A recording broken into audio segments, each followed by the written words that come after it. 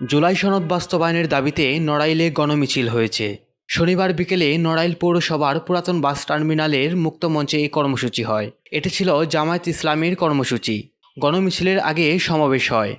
2024-এর জুলাই আন্দোলনকে স্মরণ করে জুলাই সনদ সহ গণভোটের রায়কে বাস্তবায়ন করার জন্য বাস্তবায়নের দাবিতে বিশাল গণমিছিলে দাঁড়িয়ে আমি নড়াইলবাসীকে স্মরণ করিয়ে দিতে চাই, সংগ্রামী ভাইরা আমার,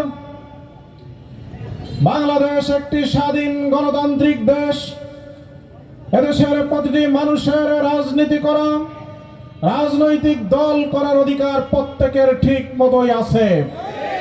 প্রিয় ভাইরা আমার, রাজনীতি হতে হবে, রাজনৈতিক দল হতে হবে জনগণের কল্যাণের জন্য, ঠিক কিনা?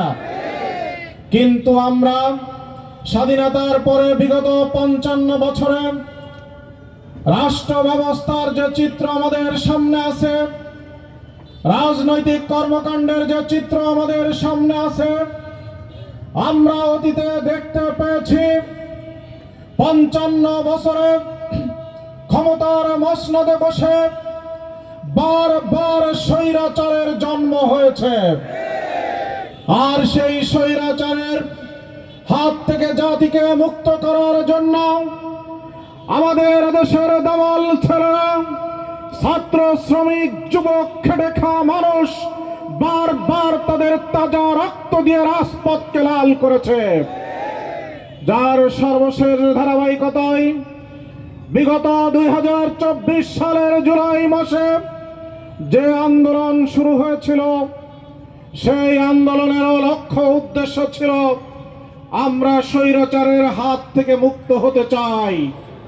প্রিয় ভাইরা আমার, স্বৈরাচার যে রাষ্ট্র ব্যবস্থায়, যে রাজনীতির মধ্যে দিয়ে জন্ম হয়, ওই রাজনীতি বা রাষ্ট্র ব্যবস্থা জনগণের কল্যাণে কোনোদিনও ভূমিকা রাখতে পারে না।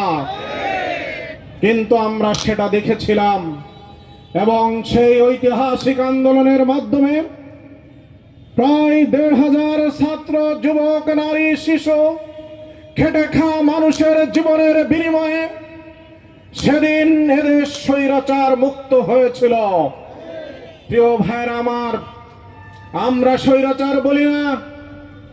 যিনি এখান থেকে পালিয়ে গেছেন, বিগত 16 বছর শাসন করে সেই দলের অনেক নেতার সাথে যখন অন টু ওয়ান কথা হয়, বিভিন্ন সময় তারা আমাদেরকে জানিয়েছে যে আমাদের নেত্রী, আমাদের প্রধানমন্ত্রী যে কাজ করেছিল আমরা এর প্রতিবাদ করতে পারতাম না, আমার দলে কোনো গণতান্ত্রিক অধিকার ছিল না।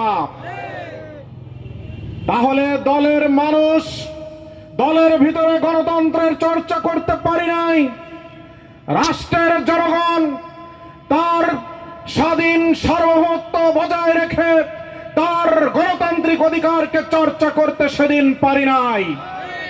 এই স্বৈরাচারের জন্ম কিভাবে হলো? আমাদের পুরনো রাজনৈতিক ব্যবস্থা এবং রাষ্ট্র ব্যবস্থার কারণে। এখন আমরা কি আজকে প্রশ্ন, যুগে যুগে এরকম স্বৈরাচার আসবে, প্রতিষ্ঠিত হবে, আর আমাদের দেশের জনগণ তার বুকের তাজা রক্ত দিয়ে রাজপথকে লাল করবে, এটাকে আমরা চিরকাল করতে থাকব? যদি আমরা সেটা না করি, তার জন্যই কিন্তু আজ জুলাই সনদ তৈরি হয়েছিল এবং সেই জুলাই সনদের আলোকে সেটাকে ভিত্তি করে একটা গণভোট হয়েছিল 12ই ফেব্রুয়ারি, যেখানে এদেশের 70% মানুষ সেই গণভোটের পক্ষে, হ্যাঁ ভোটের পক্ষে রায় দিয়ে তারা তাদের মতামত প্রকাশ। পুরাতন বাস টার্মিনাল থেকে শুরু হওয়া মিছিলটি বিভিন্ন সড়ক প্রদক্ষিণ করে। সমাবেশে প্রধান বক্তা ছিলেন নড়াইল 2 আসনের এমপি আতাউর রহমান বাচ্চু। এছাড়াও স্থানীয় জামাতের বিভিন্ন অঙ্গ সহযোগী সংগঠনের নেতৃবৃন্দরাও উপস্থিত ছিলেন।